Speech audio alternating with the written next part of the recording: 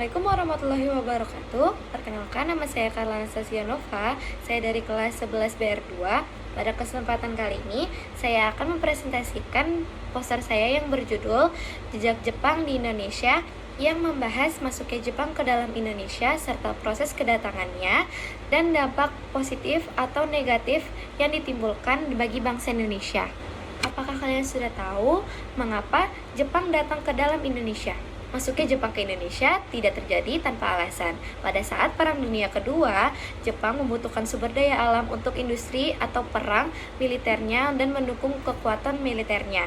Indonesia dipilih karena, pertama, kepentingan Perang Dunia Kedua. Jepang ingin memperluas wilayah kekuasaan dan memperkuat posisinya pada kawasan Asia Pasifik. Yang kedua, letak Indonesia yang sangat strategis.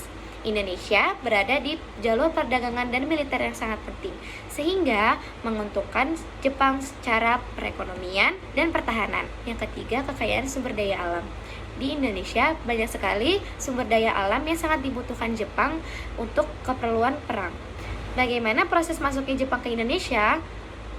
Jepang masuk ke Indonesia pada tahun 1942, pada saat Perang Dunia Kedua berlangsung. Pasukan Jepang menyerang wilayah Indonesia yang pada saat itu masih dikuasai oleh pasukan Belanda. Dalam waktu yang singkat, pasukan Jepang berhasil mengalahkan pasukan Belanda.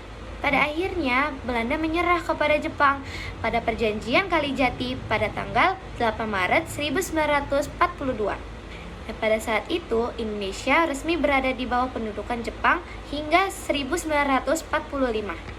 Selanjutnya, saya akan membahas dampak negatif masuknya Jepang ke dalam Indonesia.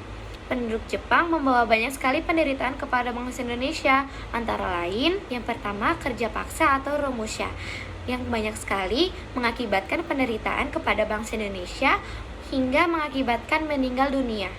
Yang kedua, ada penindasan dan kekerasan terhadap rakyat Indonesia. Yang ketiga, krisis ekonomi dan kelaparan, karena hasil pertanian dan sumber daya alam dikuras habis untuk keperluan perang. Yang keempat, pendidikan yang sangat terbatas. Dan yang kelima, eksploitasi sumber daya alam yang sangat besar-besaran. Hal ini membuat kehidupan bangsa Indonesia pada saat itu merasa sangat kesulitan dan mengalami sangat amat penderitaan. Selanjutnya, saya akan membahas dampak positif kedatangan Jepang. Meskipun Jepang membawa banyak penderitaan kepada bangsa Indonesia, Jepang juga membawa beberapa hal positif untuk bangsa Indonesia. Antara lain, runtuhnya kekuasaan Belanda di Indonesia.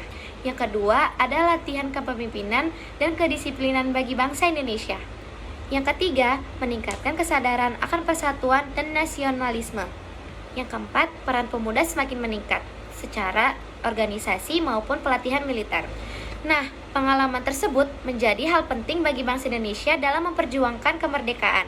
Dari masuknya Jepang ke Indonesia, kita bisa mengambil pelajaran bahwa penjajahan selalu mendatangkan penderitaan, namun juga dapat menumbuhkan kesadaran akan persatuan dan memperjuangkan kemerdekaan.